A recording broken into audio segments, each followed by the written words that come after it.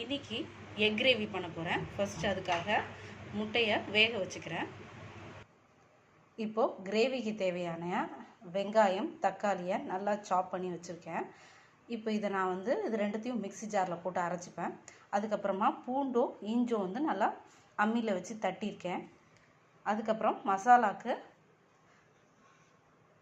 மிளகாய்த்தூள், சீரகத்தூள், கருவேப்பிலை தூள், மஞ்சத்தூள், மிளகுத்தூள் இதெல்லாம் எடுத்து வச்சுருக்கேன். இப்போது நான் இந்த அரிஞ்சு வச்சுருக்க வெங்காயம் தக்காளியை ரெண்டுத்தையும் நல்ல ஒரு பேஸ்ட்டாக அரைச்சிட்டு வந்துடுவேன். வெங்காயம் தக்காளி மிக்ஸி ஜாரில் இப்போது கூட நான் என்ன சேர்த்துக்க போகிறேன்னா, இதை அரைச்சிட்டு வந்ததோட இப்போ நான் சொன்ன இந்த மசாலா எல்லாத்தையுமே இதில் சேர்த்து ஒரு தடவை இதையும் நல்லா மிக்சியில் போட்டு அரைச்சிட்டு வந்துடுவேன். இப்போது முட்டை வெந்துருச்சு.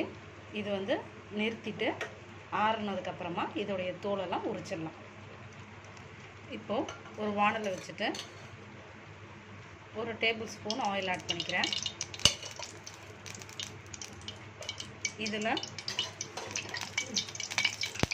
இதில் சோம்பு போட்டுக்கலாம், சீரகம் கூட. இப்போ இது நல்லா பொரிய ஆரம்பிச்சிருச்சு. இப்போ இது நல்லா கொதிக்கட்டும்.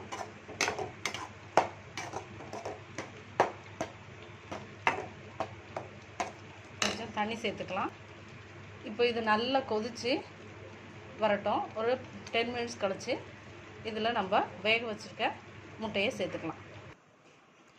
இப்போ நம்ம முட்டையை உரித்து எடுத்துக்கலாம். இப்போது இந்த வேக வச்சு உரித்த இந்த முட்டையில் லைட்டாக நம்ம நைஃபை வச்சு குட்டி குட்டியாக ஒரு கட் பண்ணி விட்டுக்கலாம். ஏன்னா அதில் அந்த காரம்லாம் உள்ளே இறங்குறதுக்காக. கொதிச்சிட்ருக்க இந்த சமயத்தில் நான் கல் உப்பு ஆட் பண்ணிக்கிறேன். தட்டி வச்சுருக்க இஞ்சி பூண்டு பேஸ்ட்டு இதை கலரி விட்டுக்கலாம்.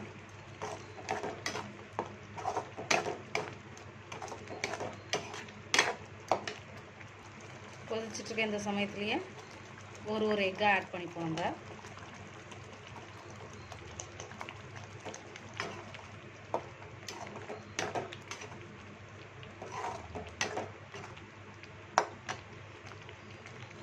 நம்ம சிம்மில் வச்சுட்டு நல்லா கொதிக்கட்டும். எக் கிரேவி ரெடி ஆகிடுச்சு. நீங்களும் செஞ்சு பாருங்கள். எப்படி இருக்குன்னு கமெண்டில் சொல்லுங்கள். இந்த எக் கிரேவியை தோசை சப்பாத்தி கூட வச்சு சர்வ் பண்ணலாம், நல்லாயிருக்கும்.